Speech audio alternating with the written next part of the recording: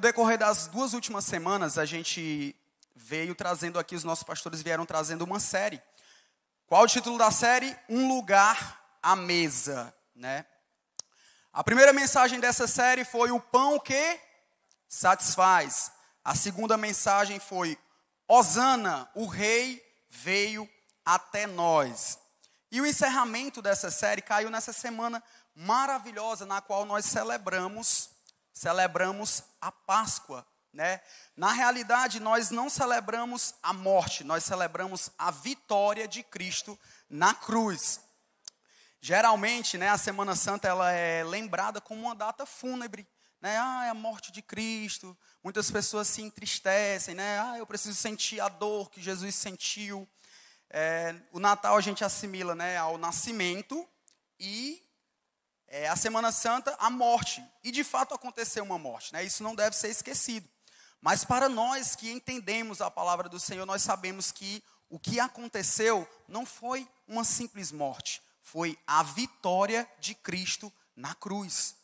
Foi o pagamento da promessa, o pagamento da nossa dívida, o cumprimento da promessa. Inclusive, hoje nós estamos, né, na semana...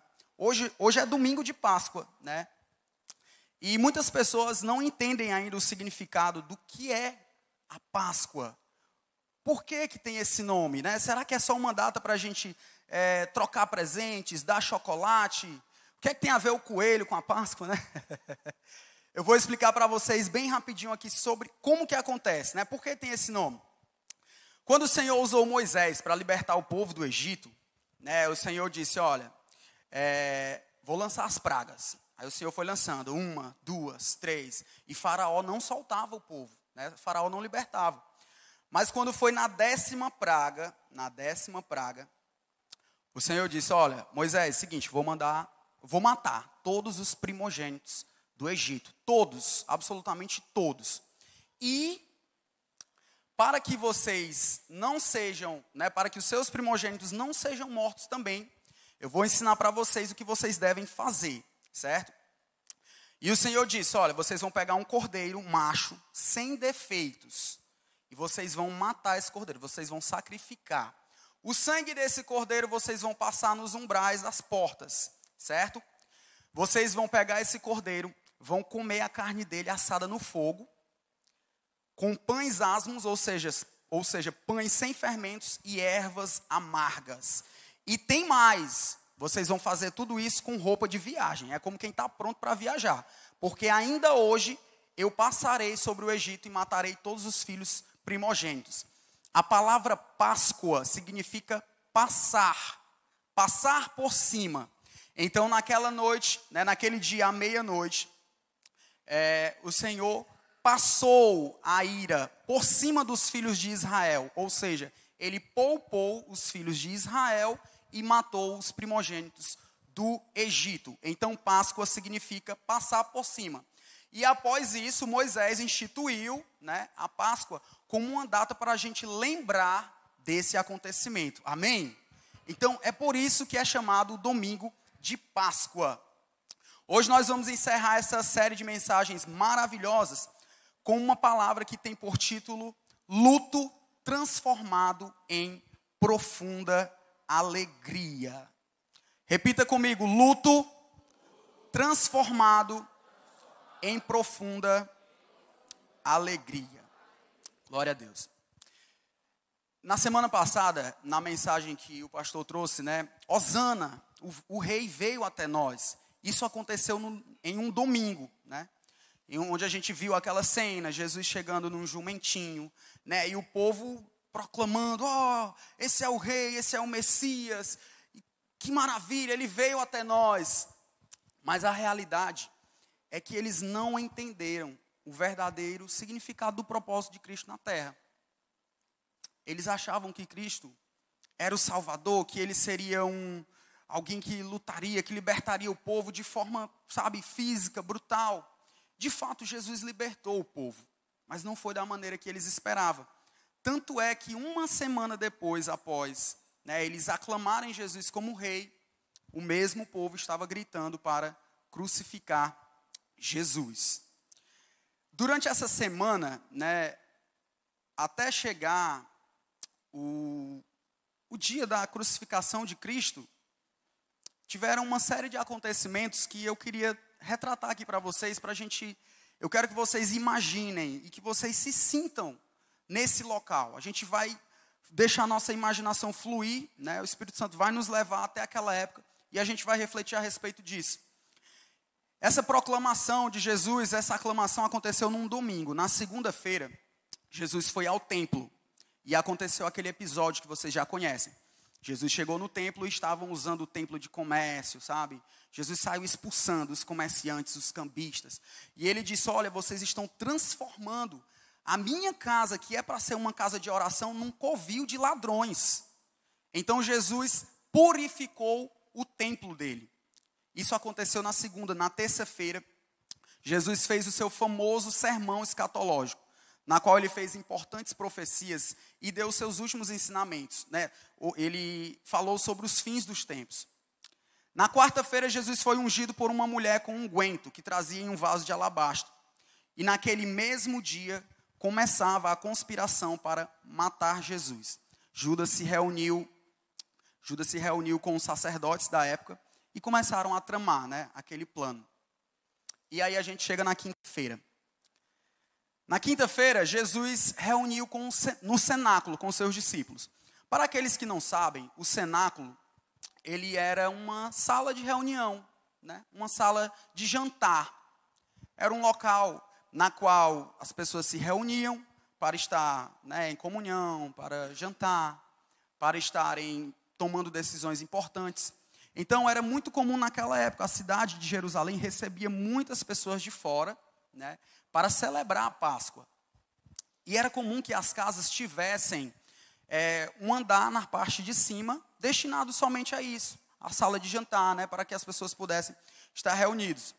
E aí Jesus reuniu com os discípulos, né, e foi lá que ele celebrou a última ceia e deu seus últimos ensinamentos. Além disso, ele lavou os pés de todos. E eu queria compartilhar com vocês o versículo que está em João 16, 20. Jesus falou para eles, em verdade lhes digo, que vocês vão chorar e se lamentar. O mundo se alegrará, vocês ficarão tristes. Mas a tristeza de vocês se transformará em alegria. Repita comigo, tristeza transformada em alegria. Mais uma vez, tristeza transformada em alegria. Sabe, queridos, desde o princípio, a obra do Senhor, ela sempre foi essa. O Senhor, ele sempre teve o plano de transformar o nosso luto, nossa tristeza, em alegria. Deus sempre teve um plano perfeito de salvação, de saída, de solução. E quando eu falo desde o princípio, é desde o princípio mesmo. Se vocês imaginarem Adão e Eva, o Senhor, né, fez o jardim, o Senhor criou toda a terra, e ele falou para Adão e Eva, né, olha, vocês têm direito a tudo aqui, vocês só não podem comer da árvore do conhecimento do bem e do mal. Porque se vocês comerem, vocês certamente morrerão. E aí Adão e Eva certamente obedeceram ao Senhor. Foi assim? Não. Eles fizeram justamente o que não poderia fazer. Eles comeram, né? E eles experimentaram o luto.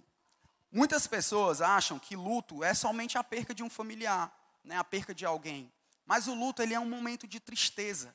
Ele pode se dar pela perca de um familiar, pela perca de algo, por uma tristeza que te acometeu, que acomete a pessoa. Então, eles viveram o luto. Qual foi esse luto, Gabriel? Eles viveram o luto da queda e da separação do Senhor. Porque naquele momento, quando o Senhor falou que eles morreriam, não seria uma morte de carne, seria uma morte espiritual.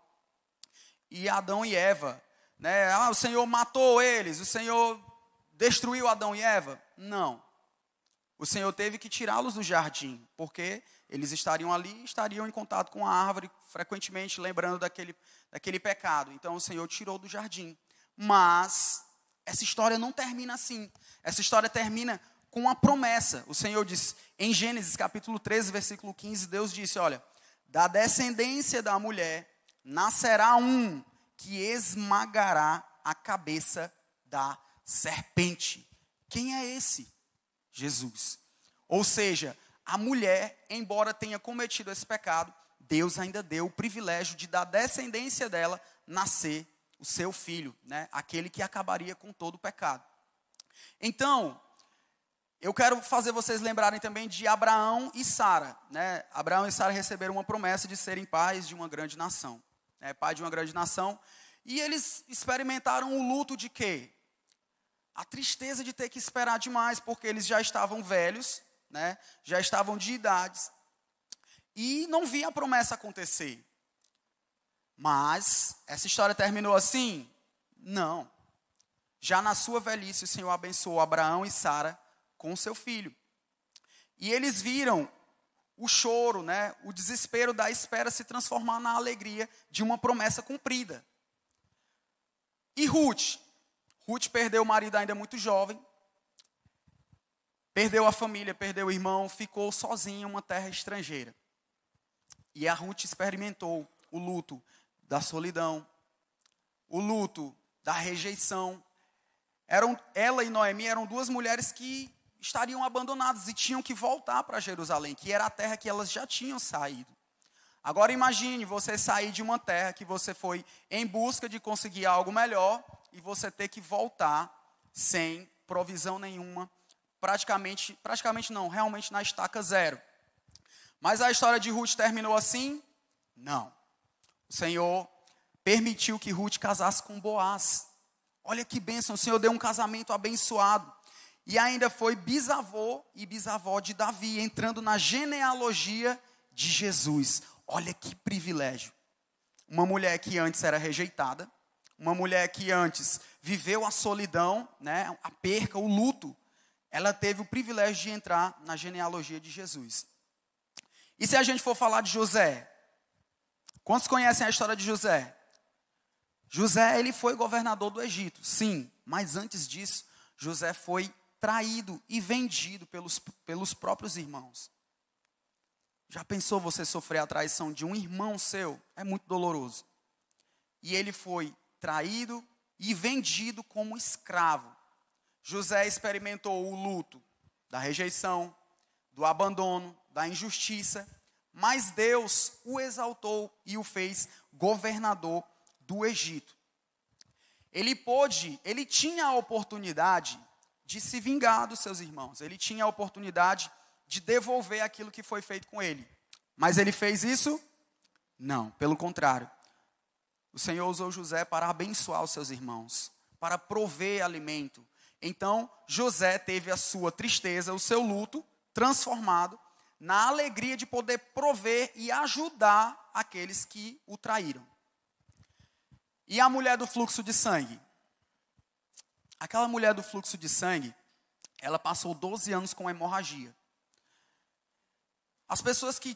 Ela com aquela doença, ela era rejeitada por todos, sabe? Ela não podia se aproximar de ninguém. Ela não podia tocar em ninguém. Consequentemente, ela tinha que morar sozinha. Ela tinha que se virar sozinha. Eu imagino, gente, eu posso, né, criar na cena... aquela mulher, até para se alimentar, para comprar algo, eu imagino a dificuldade que ela tinha de comprar alguma coisa, sabe? A pessoa entregando ela com nojo. Não, vou botar aqui, você vai lá e pega, porque eu não posso nem tocar nessa mulher, senão eu vou me tornar impuro. E essa mulher, ela viveu, né, o luto, a falta de esperança, a vergonha, o isolamento. Mas a história dela não terminou assim. Porque aquela mulher tinha uma fé tão grande. Um dia, ela ouviu falar de Jesus, o Filho de Deus. E ela tinha uma fé tão grande, mas tão grande, ela sabia que ela não ia conseguir chegar próximo de Jesus a ponto de conversar com ele. Por quê? Porque a multidão sempre estava ali perto de Jesus. E quando alguém visse ela se aproximar, certamente não deixariam. Ela tinha fé tão grande que ela pensou, olha, se eu tocar pelo menos na ponta da veste de Jesus, eu vou ser curada. E ela tomou essa atitude. E ela foi curada. Então nós vimos uma história de tristeza ser transformada em profunda alegria, né, com uma cura, após 12 anos. E Lázaro? Lázaro, muitas pessoas poderiam pensar que seria o fim. Por quê? Porque morreu. Né? Enquanto está doente, vai ser curado. É cego, vai voltar a ver. Né? Mas morreu. Eu acho que Jesus não vai poder fazer nada, né? Já está morto. Lázaro era amigo de Jesus. Suas irmãs viveram o luto da perca de alguém querido. E até Jesus chorou com a morte de Lázaro. Porque eles eram amigos. Jesus gostava muito de Lázaro. Muitas pessoas não entendem o grau de humanidade que Cristo tinha. Porque Jesus ele teve na terra, ele era 100% Deus. Mas ele foi 100% homem. Ele se esvaziou de si, ele se fez homem. Então ele sofria esse tipo de sentimento. Nós vimos Jesus transformar o luto de Lázaro em profunda alegria quando ele disse: Lázaro, vem para fora. Então, Deus ele sempre tem um plano de transformar o nosso luto e a nossa dor. Tudo que vimos aqui nos leva de volta ao cenáculo. Eu quero que vocês imaginem, né? Vamos voltar ao cenáculo. Aquela cena que eu falei, que Jesus reuniu com os discípulos e Jesus falou com eles, né? Vocês estão prestes a entrar em um tempo de profundo lamento. Esse lamento será ainda mais profundo porque você vai estar se alegrando, porque o mundo vai estar se alegrando com aquilo que vocês estarão tristes. E a alegria deles vai intensificar a dor de vocês. Mas o lamento de vocês será transformado em alegria. Que bênção. Que bênção. Às vezes a gente experimenta algumas dores, né? Coisa terrena, coisa besta. Vou citar um exemplo para vocês. Quando o seu time de futebol vai disputar uma final, aí o seu time perdeu, você fica triste, não fica? Mas você fica mais triste quando tem outra pessoa comemorando a sua derrota. E Jesus estava dizendo isso, olha, a dor de vocês vai ser maior, por quê? Porque vai ter alguém comemorando aquilo que vocês estão chorando. E isso vai ser muito ruim. Jesus já sabia o que estava por vir. Jesus sabia que ele ia ser crucificado. Jesus sabia o que ele ia passar. Que ele ia ser humilhado, sabe? E eu imagino os discípulos, lutando contra si mesmos, sofrendo, né? Meu Deus, isso vai acontecer mesmo? E agora não é possível. Será que Jesus vai morrer mesmo? Você sofrer por algo que já aconteceu é muito ruim, gente. Mas você sofrer por uma coisa que você sabe que ainda vai acontecer, é pior ainda, sabe? Quando já aconteceu, já foi. Tá doendo? Tá. Mas imagina você ter que começar a sentir aquela dor antes de acontecer. Isso era o que estava acontecendo com os discípulos. E eu imagino que eles se abraçavam, eles choravam, sabe? Eles estavam ali aflitos. E ainda naquela quinta-feira, depois das suas últimas instruções, Jesus partiu para o Monte das Oliveiras. E aí começou, né? E aí então entra a madrugada de sexta-feira. Jesus foi para um jardim chamado Getsêmani. E ali ele começa a orar a Deus, né? Ele começa a orar a Deus. E Jesus, ele era 100% homem. Então ele começou a sentir a agonia, né? O que estava por vir. A Bíblia fala que o sofrimento de Jesus era tão grande que o suor dele se tornou como sangue. E aquela dali já era a noite da prisão. Após aquele episódio, Jesus foi traído pelo seu discípulo Judas, né? Todo mundo sabe. Judas chega, dá um beijo no rosto de Jesus. Os soldados identificam quem é e vão prender. Teve um discípulo que muito, né, ali no emocional, ele foi lá e tentou salvar Jesus. Quem foi? Pedro. Pedro, não vou deixar isso acontecer. E atacou o soldado Malco, né, até cortou a orelha dele. Mas Jesus, ele foi lá e colocou de volta. Eu queria que você imaginasse comigo, se você tivesse o poder de voltar no tempo. Imagina aí. Naquela época, naquele momento, eles ainda não sabiam o que ia acontecer, sabe? A riqueza de detalhes que ia acontecer. Mas eu quero que você imagine que você conseguiu voltar naquele dia. Você ia tentar impedir Jesus de ser crucificado, não ia? Eu não vou deixar Eu não vou deixar acontecer isso com o meu Jesus, não. Eu vou avisar todo mundo, olha, vão pegar Jesus, vão crucificar, vão cuspir. Eu acho que seria a primeira atitude, né? A gente tentaria impedir aquilo de acontecer. Mas, eu te digo com toda certeza que você não conseguiria impedir. Mesmo você falando tudo, olha, Jesus, se você for, vai acontecer isso. Se vocês deixarem levar Jesus, vão fazer isso, vão humilhar e tal. Mas a gente ainda não conseguiria impedir. Sabe por quê? Porque ele mesmo estava disposto, ele mesmo estava decidido a cumprir a vontade do Pai. Então, a gente às vezes fica pensando, meu Deus, por que ninguém avisou, né? Será que não tinha alguma coisa que pudesse ser feita? Nada poderia ser feito para impedir a crucificação de Jesus. Sabe por quê? Porque ele não queria. Ele não queria. Ele estava ali e ele estava para cumprir o propósito dele, que era o quê? Ele veio com um propósito. Eu vou cumprir a vontade do meu Pai. É isso que o meu Pai quer, é isso que eu vou fazer. E então Jesus foi preso e foi levado ao Sinédrio. Era uma espécie de assembleia, sabe? O Sinédrio era uma espécie de assembleia, onde se reuniam as pessoas mais importantes para tomadas de decisões, algo relacionado à política, religião, jurisdição daquela época.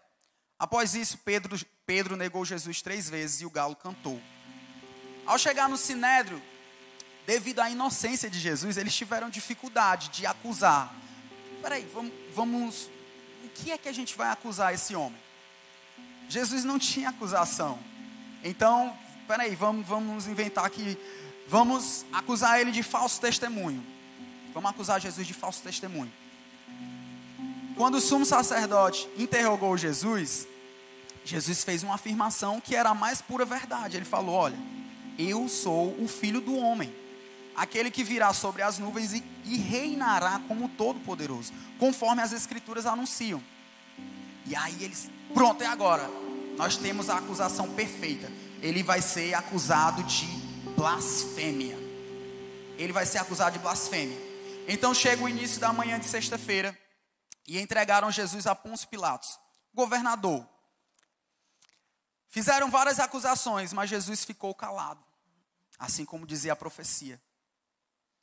Ei, é verdade que você está fazendo isso? É verdade que você é mesmo, você se intitula o Filho de Deus? E Jesus calado estava, calado ficou. Assim como uma ovelha muda que vai ao matadouro. Naquele tempo, Pilatos enfrentava algumas dificuldades políticas, sabe? Às vezes a gente vai assistir o filme, né? Aí a gente vê Pilatos relutando para crucificar Jesus. Aí você pode pensar assim, olha, Pilatos era um bom homem. Pilatos não queria matar Jesus. Mas só que na realidade ele não queria era se complicar politicamente perante o povo. Porque ele era um homem do povo. Então ele disse, olha, leva Jesus para Herodes. Herodes era a autoridade maior que tinha naquele tempo, né? E Herodes zombou de Jesus. Herodes fez aquela, né? E Jesus continuou calado.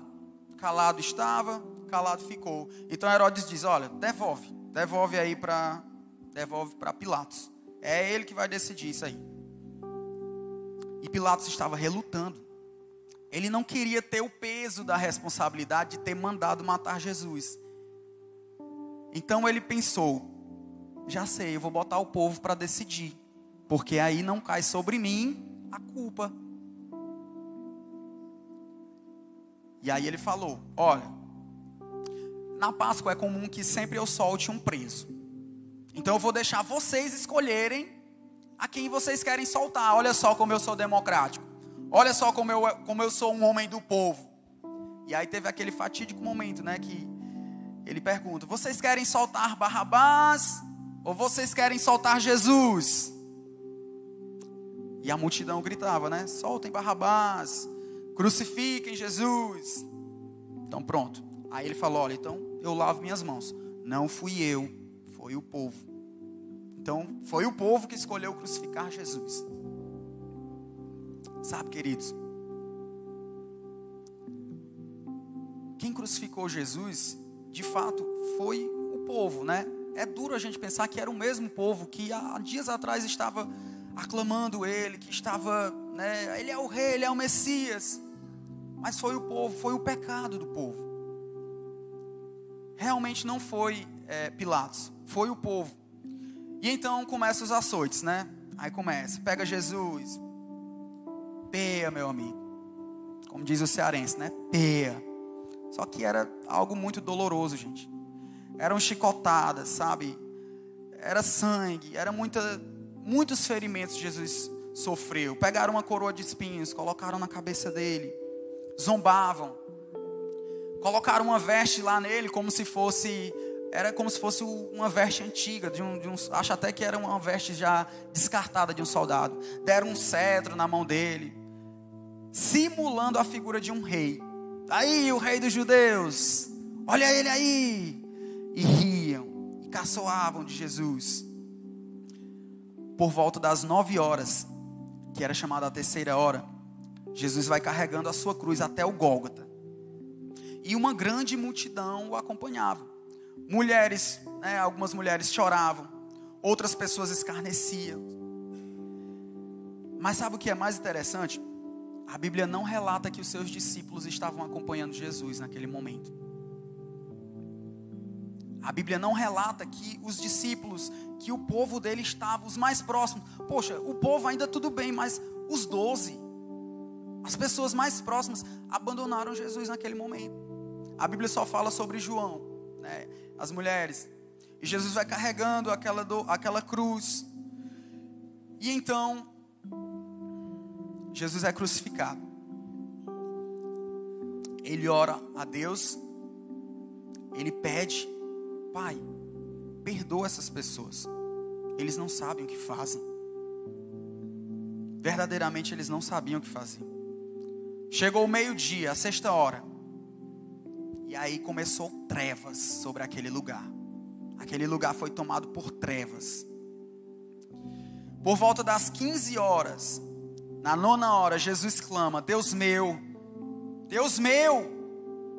por que me desamparaste? E aí Jesus fala as suas últimas palavras: está consumado. E entrega o seu espírito a Deus. Naquele exato momento, o véu do templo se rasgou de cima a baixo. Para quem não sabe, antigamente as pessoas não tinham livre acesso ao templo, ao altar, sabe? As pessoas levavam animais e os sacerdotes pegavam e sacrificavam em expiação pelo pecado do povo.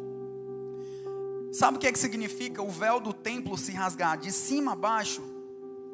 Pronto, vocês têm livre acesso. Ali deu-se início ao tempo da graça. E de ali em diante, nós temos acesso livre à casa de Deus, ao altar do Senhor, ao Santo dos Santos. Por que se rasgou de cima a baixo? Representava que Deus estava rasgando lá de cima a baixo. Por que não foi de baixo para cima? Porque significaria que seríamos nós. E naquele momento, o véu do templo se rasgou. Teve um terremoto muito forte. Abriram-se todos os sepulcros. E o centurião declarou: verdadeiramente, este era o Filho de Deus. Sabe, eu imagino, poxa, não é que era ele? Vocês lembram da palavra que o pastor trouxe sobre você, né? E ele relatou quando você ganha um presente muito precioso, algo muito valioso, mas você não conhece o valor daquele presente. E aí você, isso aqui não era o que eu pensava. Só que depois você descobre que aquele presente era muito valioso e você perdeu, você desperdiçou. Então eu acredito que foi exatamente, né, essa sensação que aquele homem teve. Como diz, né? Vacilei. Nós vacilamos. Ele realmente era o Filho de Deus. Chegou então o final da tarde. José de Arimateia, que era um homem importante da época, ele foi lá, pediu o corpo de Jesus e sepultou Jesus em um túmulo novo. Até nisso, sabe, quando Deus promete uma coisa, Deus cumpre nos mínimos detalhes. Em Isaías 53, versículo 9, a Bíblia fala que Jesus seria sepultado entre os ricos. E verdadeiramente foi isso. José de Arimateia foi usado para cumprir a promessa. Ele foi lá, pegou o corpo de Jesus, né, e sepultou em um túmulo novo. Colocou uma grande pedra, cobrindo aquela entrada.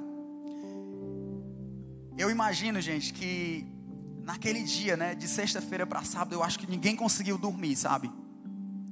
Os discípulos, as pessoas, vendo toda aquela situação, a terra estava estranha, o clima estava tudo diferente. E aí chegou o sábado. Eu queria que vocês imaginassem comigo, o que é que vocês acham que se passava na cabeça dos discípulos naquele momento? O que é que vocês acham? Eles pensando, poxa, a gente largou tudo para viver com Ele, a gente passou 3 anos, né, seguindo Jesus, sendo cuidado por Ele, sendo ensinado. E eles nunca imaginavam que Jesus poderia morrer de verdade. Apesar de que Jesus já tinha avisado o que ia acontecer, eu acho que eles não queriam acreditar. Porque, poxa, como é que o cara que ressuscita o morto vai morrer? Tá errado, né? Tá errado. E aí eu imagino, né, aquela tristeza, aquele silêncio, sabe? E o medo que eles estavam. Eles pensavam, ixi, se matarem a gente também, porque a gente andava com Ele. Eles andavam com Jesus, eles estavam com Jesus o tempo todo. Eles poderiam ser os próximos a morrerem. Vocês já pensaram nisso? Eles poderiam ser os próximos a morrerem. Tanto que eles estavam todos escondidos, trancados, né, com medo. Alguns até já tinham fugido. Imagina Pedro, como é que Pedro estava? A culpa de ter negado Jesus. E aí eu te pergunto, aí eu queria que você refletisse. Talvez hoje você possa estar vivendo uma sexta-feira, sabe, daquela. Um sábado daquele. Qual tem sido o seu luto nos últimos dias? O que é que tem te angustiado? O que é que tem te deixado triste? Seria a incerteza? Seria a culpa? Você fez alguma coisa que você está se sentindo culpado? Eu quero te dar uma boa notícia. Tinha algo muito maravilhoso acontecendo no silêncio daquele sábado. Deus já estava agindo no secreto. Eles não imaginavam. Mas Deus já estava agindo no invisível. A promessa já estava se cumprindo. Qual era a promessa? Jesus ia ressuscitar no 3º dia. E já estava começando a acontecer. Só que sem que eles soubessem. Vamos ler João 20, versículo do 1 ao 3. Depois nós vamos para o versículo 11 até o 18. No primeiro dia da semana, bem cedo, estando ainda escuro, Maria Madalena chegou ao sepulcro. Primeiro dia da semana, domingo, tá? Imagine. Chegou ao sepulcro e viu que a pedra da entrada tinha sido removida. Então ela correu ao encontro de Simão Pedro e do outro discípulo, aquele a quem Jesus amava, e disse: Tiraram o Senhor do sepulcro e não sabemos onde colocaram. Pedro e o outro discípulo saíram e foram para o sepulcro. Versículo 11. Maria, porém, ficou na entrada do sepulcro, chorando. Enquanto ela chorava, curvou-se para olhar dentro do sepulcro e viu 2 anjos vestidos de branco, sentados onde estava o corpo de Jesus, um à cabeceira e o outro aos pés.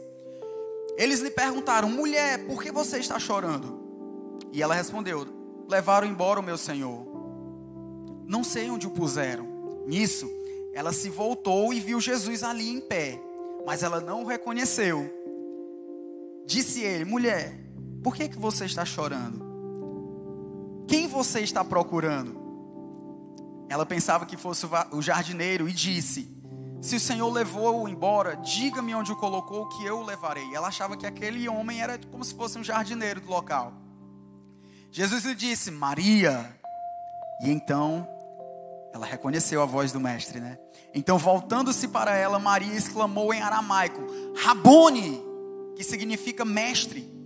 Jesus disse: não me segure. Eu imagino que Maria correu para abraçar Jesus, né? Jesus disse: não me segure, pois ainda não voltei para o Pai. Vá, porém, a meus irmãos e diga-lhes: estou voltando para o meu Pai e Pai de vocês, para o meu Deus e Deus de vocês. E Maria Madalena foi e anunciou aos discípulos: eu vi o Senhor, e contou o que ele tinha dito para ela. Oh, glória! Aleluia! Queridos, essa tem sido a obra de Cristo desde o início. Ele transforma o luto, a dor, a tristeza em alegria. Jesus, o ressuscitado, transforma o nosso luto mais profundo em alegria. Aleluia. Sabe, ao longo dessa série, né, que se intitula Um Lugar à Mesa, nós trabalhamos com a imagem de uma refeição. Se vocês pararem para ter atenção, todo momento legal tem um banquete no final. Nossa célula tem o lanche. Você vai para um casamento, tem o banquete no final. Às vezes a gente gosta tanto que a gente sai às vezes só para comer, né? Posso sair para comer? É bom. E Jesus adorava estar à mesa com os discípulos. Jesus ensinava, sabe? Jesus tinha comunhão com os discípulos à mesa, comendo com eles. Nós vimos Deus provendo alimento para o seu povo no deserto. Vimos Jesus alimentar uma multidão com 5 pães e 2 peixes. Vimos Jesus na mesa com os discípulos. Nós vimos Pedro ser restaurado em uma refeição com Jesus. Eu imagino a vergonha de Pedro, sabe? Quando encontrou com Jesus, depois de tudo que tinha acontecido. Já pensou? Né? Eu acho que estava todo mundo correndo para cima de Jesus e ele estava meio assim, sabe? Com vergonha. Por quê? Porque ele traiu Jesus. E aí a Bíblia diz que Jesus, ora, Pedro. Ora, o que temos aqui? Temos um traidor aqui. Jesus fez isso? Não. Jesus restaurou a vida de Pedro. Pedro, tu me amas? Te amo, Senhor. Tu me amas, Pedro? Senhor, eu te amo. Pedro, tu me amas. Senhor, tu conhece meu coração e tu sabe que eu te amo. Como o meu pastor disse, Pedro, tu me ágape. Eu te filho, né? E então Jesus restaurou a vida de Pedro, né? Em uma refeição também. Agora eu queria fazer menção para vocês. Eu gostaria de encerrar essa série falando de uma grande ceia, de um grande banquete que a Bíblia ela relata. Essa palavra, ela está em Apocalipse capítulo 19, do versículo 6 ao 9. Então ouvi o que parecia ser a voz de uma grande multidão, uma voz como de muitas águas, e como de fortes trovões, dizendo: Aleluia! Pois reina o Senhor, nosso Deus Todo-Poderoso. Alegremo-nos, exultemos e demo-lhes a glória, porque chegou a hora das bodas do Cordeiro, e a noiva dele já se preparou. Quem é a noiva de Cristo? Somos nós, aleluia. E a ela foi permitido vestir-se de linho finíssimo, resplandecente e puro, porque o linho finíssimo são os atos de justiça dos santos. Então o anjo me disse: escreva, bem-aventurados aqueles que são chamados à ceia das bodas do Cordeiro. E acrescentou: são estas as verdadeiras palavras de Deus.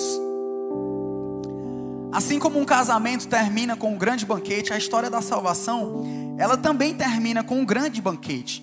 Jesus vai celebrar a mesa com todos que perseveraram até o fim. Vocês já ouviram falar aquele ditado: no final tudo termina em pizza? Com Jesus tudo termina em banquete, em alegria.